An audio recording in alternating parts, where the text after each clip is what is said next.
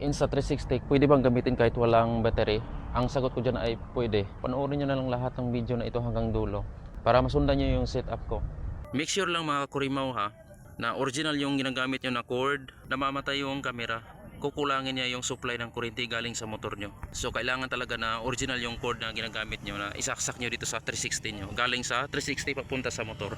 Kung makikita nyo mga kurimaw, nagbiblink na siya. Ayan o. Tapos try natin i-record. Ito yung ginagamit ko sa Cebu Adventure V5 na walang hintuan talaga sa pagre-record. Gumagana din siya sa GoPro Hero 3 Plus up to GoPro Hero 13 Black. Yo, what's up sa inyo mga kakurimaw? So pakita ko sa inyo mga kakurimaw, Insta360 gumagana ba siya kahit wala siyang battery? Ito yung Insta360 natin. Tanggalin natin yung battery niya. Yan, ito siya. Yan, wala na siyang battery. Ano, buksan natin yung lagayan ng charger niya. Yan. Tapos saksak natin yung cord, yung type C to type C. Pwede din type C to USB, pwede rin type C to type C. Make sure lang mga kakurimaw ha, na original yung ginagamit nyo na cord. Huwag yung mga lokal na mabibili nyo lang sa market. Kasi kapag lokal yung binibili nyo, yung gagamitin nyo dito, namamatay yung camera. Kukulangin niya yung supply ng kuryente galing sa motor nyo. So kailangan talaga na original yung cord na ginagamit nyo, na isaksak nyo dito sa 360 nyo. Galing sa 360 papunta sa motor. Isaksak na natin. At isaksak din natin sa charger ng motor natin. Ito siya. By the way, yung sniper ko, kinabitan ko na siya ng charger. Ito siya. Type C, USB, USB. Bali, apat ang makasaksak dito na cellphone. So saksak natin dito kasi type C siya. Yan. At para gumana yung 360 natin, i-on natin yung engine. Siyempre. Yan. Ayan, naka-on na siya. And then sa Insta360 natin, kung makikita nyo mga kakurimaw, nagbiblink na siya. Ayan o. Tapos buksan natin yung camera. Yun, gumana siya. Bukas na yung camera natin. Tapos try natin i-record.